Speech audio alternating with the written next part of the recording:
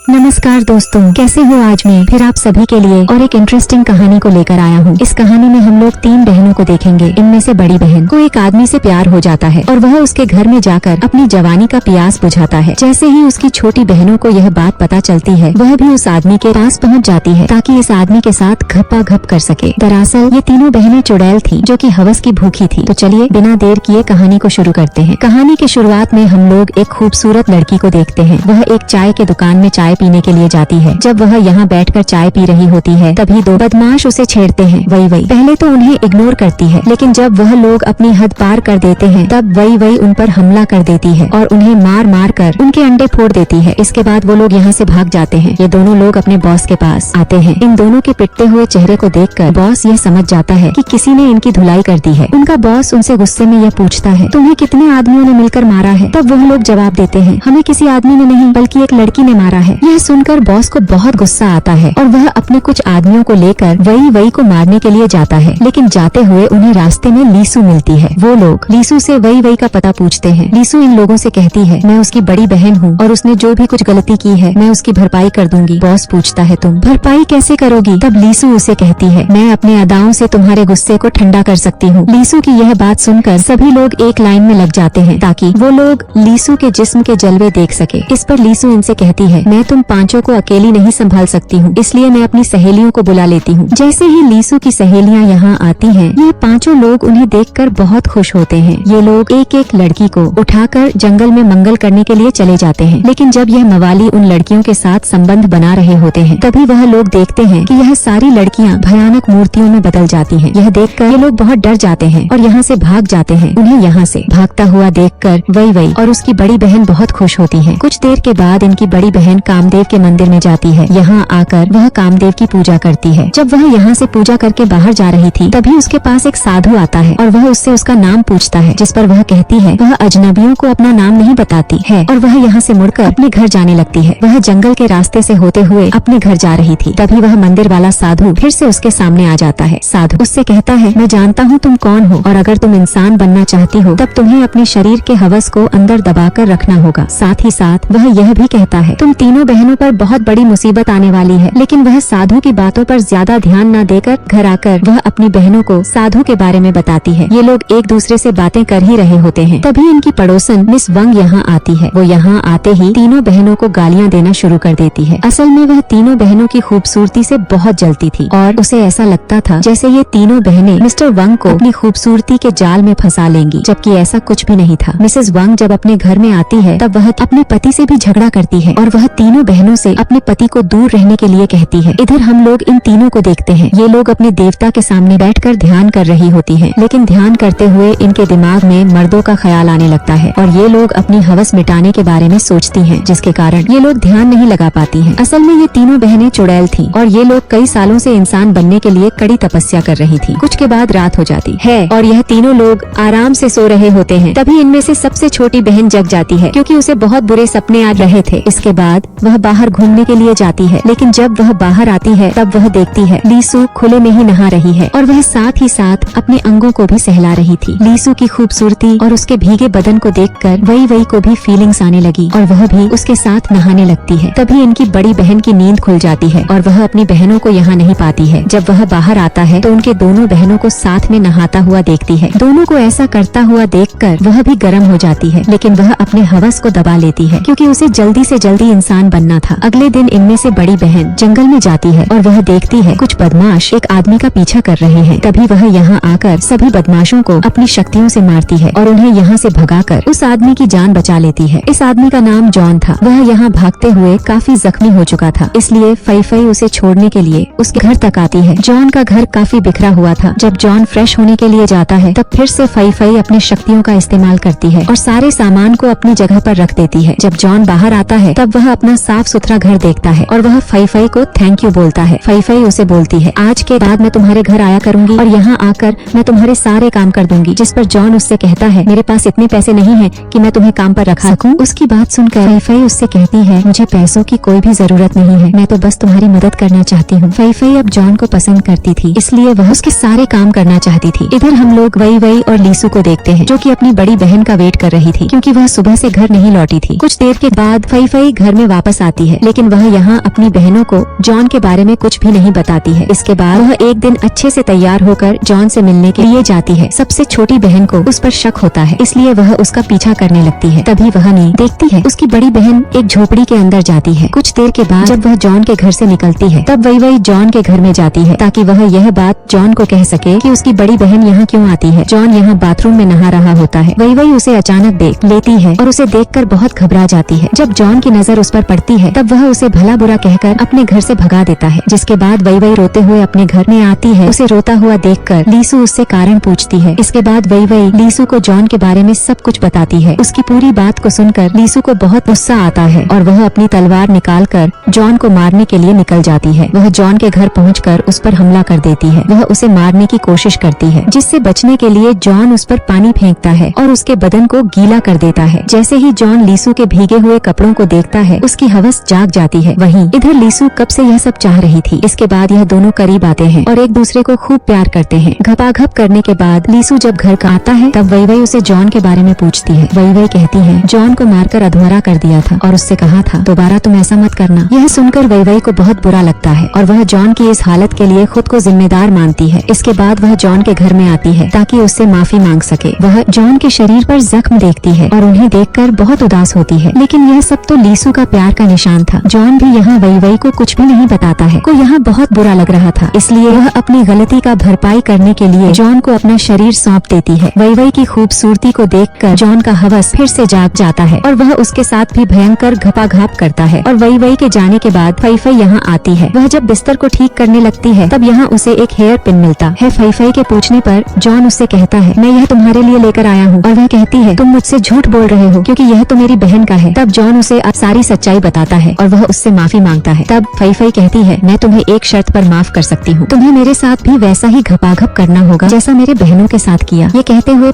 फई अपने कपड़े उतार देती है। इसके बाद जॉन उसके साथ भी घपाघप करता है। हम लोग तीनों बहनों को उनके घर पर देखते हैं। यह लोग यहाँ खाना खा रही होती हैं। ये लोग साथ तो बैठी हुई थी, लेकिन दूसरे से कोई भी बात नहीं करती हैं। अपनी बहनों को नजरें चुराता हुआ देखकर फई उनसे पूछती है आखिर तुम लोगों को क्या हुआ है और तुम दोनों ऐसे अजीब बर्ताव क्यों कर रही हो। जिस पर वो दोनों बहनें ये कहती हैं हमने जॉन के साथ घपाघप किया है। अब फई भी उन्हें सब कुछ सच बता देती है। वो कहती है मैंने भी जॉन के साथ जिस्मानी खेल खेला है। ये लोग बातें कर ही रहे होते हैं, तभी यहाँ पर जॉन आ जाता है। उसे यहाँ देखकर ये तीनों बहनें बहुत खुश होती हैं और ये तीनों उसके गले लग जाती हैं। इसके बाद ये चारों लोग बहुत मस्ती करते हैं। एक दिन जब वो चारों एक साथ बिना कपड़ों के नहा रहे होते हैं, तभी मिस्टर वंग उन्हें देख लेता है। इसके बाद वह अपनी पत्नी के पास जाता है और वह उसे सब कुछ बता देता है। अपनी पति की बात सुनकर मिसेस वंग तीनों बहनों के घर में आती हैं और वह जॉन के बारे में पूछती हैं, जिस पर फई कहती है वो हमारा मेहमान है जो कि कुछ दिन हमारे साथ रहने के लिए आया है। यह सुनकर मिसेस वंग उन्हें धमकी देती है कि मैं तुम्हारी गंदी हरकतों के बारे में पूरे गाँव को बता दूंगी। ये तीनों बहनें उसकी धमकी से काफी घबरा जाती हैं। इसके बाद वो लोग जॉन के पास जाकर उसे अपने घर जाने के लिए कहती है। जॉन उनकी बात मान लेता है, लेकिन यहाँ से जाने से पहले वह उनके साथ बैठकर कुछ खाना चाहता है। अब वह चारों लोग बैठकर फल खा रहे थे, जिनके बीज मिसेस वंग के मुंह से निकल रहे थे। असल में जॉन कोई आम इंसान नहीं था, बल्कि इन तीनों बहनों की तरह वह भी कई शक्तियों का मालिक था। कुछ दिनों के बाद जॉन अपने घर में बैठा हुआ था, क्योंकि उसकी तबीयत ठीक नहीं थी। वह देखने में काफी बूढ़ा लग रहा था। इसके बाद वह अपनी शक्तियों का इस्तेमाल करके एक लड़की को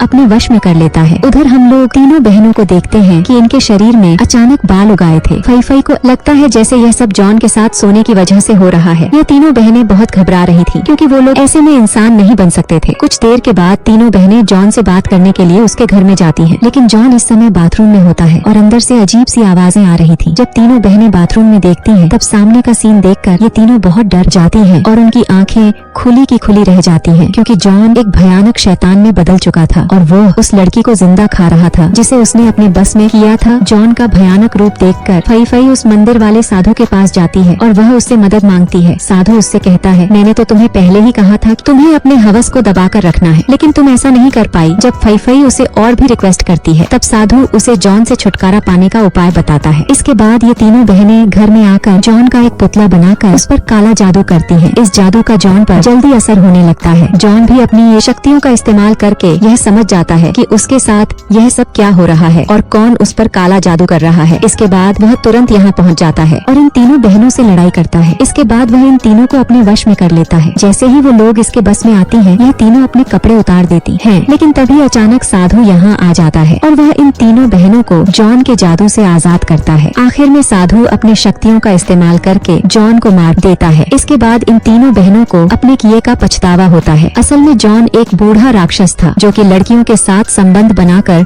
जवान और तंदुरुस्त रहता था। जहाँ कहीं भी लड़कियों की हवस जागती थी, जॉन वहाँ पहुँच जाता था। अगर आपको यह कहानी अच्छी लगी हो तब एक लाइक जरूर कर देना और मेरे चैनल को जरूर सब्सक्राइब कर लेना। तो मिलते हैं नेक्स्ट वीडियो में। धन्यवाद।